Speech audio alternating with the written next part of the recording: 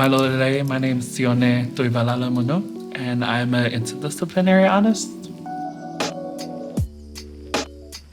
The last 3 years, we've been making a lot of work around our Lady experience. Making art about it has helped us kind of process that and see where it fits in our lives, that identity. I know in the West, I would be read as like a gay male.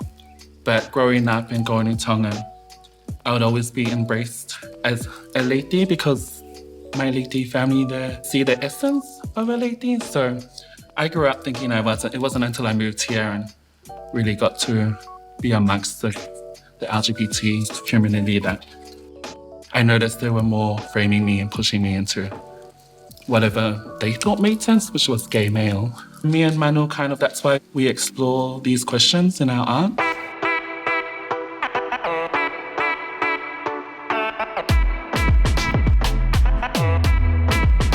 So I've always been a maker as a child, and it was like how I would communicate. I wasn't a talker. I wasn't able to communicate very well my feelings. The things I would make and show my family would get conversations started, or they would interact with it, and that was my way of communicating at the time.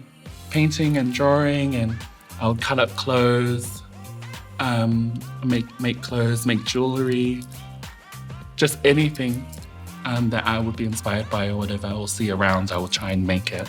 That's one of my early series work that I did when I was still in Australia. And the Gafu Couture, yeah, that was fun. Nima mea Tuivailala, which is the fine art of flower designing in Tonga. So these are the first in the series of kahua I made in that flower designing craft. And these aren't at all traditional. These are my experiments on the craft. And then that was 8 years ago. And then it sort of developed over the years into these floral sculptural pieces and still in that craft of flower designing. Yeah, I think a lot of people, because this is quite popular, these floral stuff in the community, and I never understood why, but I think it's because the flowers are very nostalgic for people. Gives them mawhana feels. And the beads is a big thing in Tongan craft. We use it a lot. And I think people just like shiny things. Yeah. Kindred Lady work me and Manu has made exploring Lady identity. Our previous video work we made together, we created this alternate universe where these ladies exist, in which crystals is a big part of Tongan economy. So the crystals are used in our adornments, and only ladies have these beaded adornments in this universe. In this universe, there's no influence from the West in Tonga in our history. So we feel like the ladies would, have come into the modern age with more freedom and sovereignty without any of the shame and religion and stuff.